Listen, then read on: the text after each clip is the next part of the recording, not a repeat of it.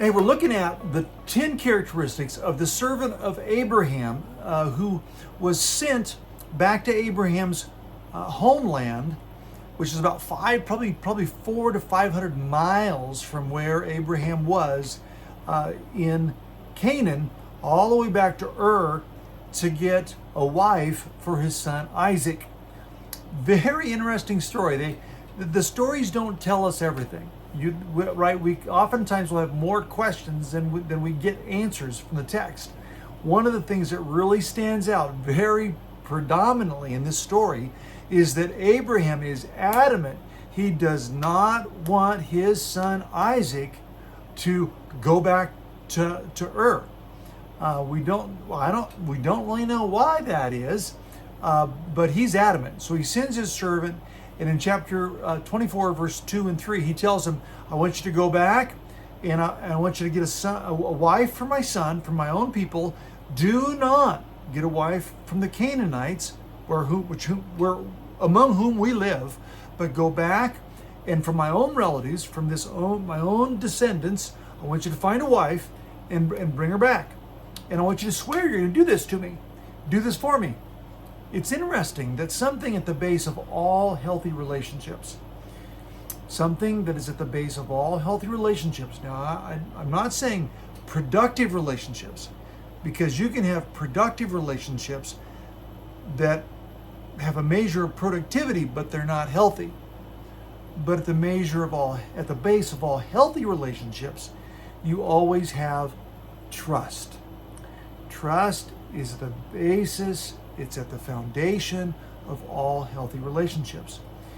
This servant that Abraham sends on this incredibly important assignment, because Abraham knows that he's getting old, he's going to pass the baton, and his seed, which will come through Isaac, and Isaac at this point is 40 years old and he's not married. Abraham's kind of going, okay, let's get the party started here. Let's get things moving. Trust his servant completely. But even then, he wants the servant to swear, right? Kind of increasing the level of resolve for this fella, that you are going to do exactly what I ask you to do. The first characteristic that I think comes out of this story about Eleazar is that he is trustworthy. Abraham sends him on, for him, what is the most critical assignment in this season of his life: getting a wife for his son Isaac, so the seed can go from one generation to the next. Being trustworthy. That may be the most important assignment of your life and mine. Jesus said it like this. In Luke 16:10, he said, whoever can be trusted with little can be trusted with much. And whoever is dishonest with little will be dishonest with much. Truly, one of the most important assignments that Jesus would ever give us is to simply be trustworthy. 1 Corinthians chapter 4, verse 2 says, moreover, it is required in stewards that a man be found faithful or trustworthy.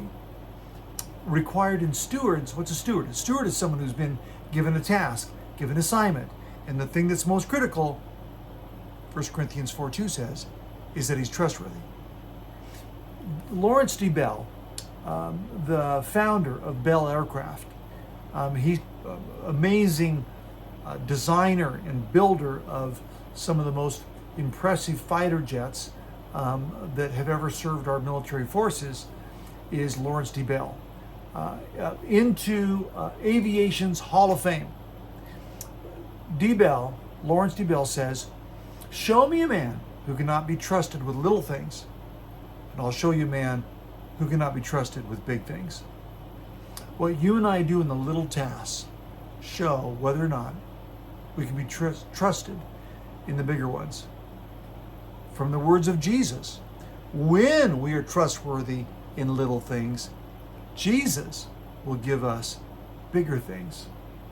Truly, you and I, in order to move forward in our spiritual formation, is learning to be people that are trustworthy? How would you assess yourself? Trustworthy? Reliable? In little things as well as big? Lord Jesus, we just ask. I ask that you would enable us, Lord, to not despise little things. Edmund Burke said, no one made a greater mistake than he who did nothing because he could only do little.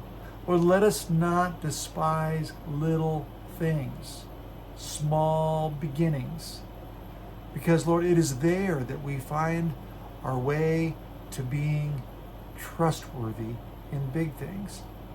Mother Teresa said, it's not how much you do, but how much love you put into doing it. Helen Keller said, I long to do great and noble tasks, but it's my chief task to do small things as if they are great and noble. Lord, help us, move in us to be the kind of people that are faithful with little so we can be faithful with much. Look forward to seeing you tomorrow. God bless.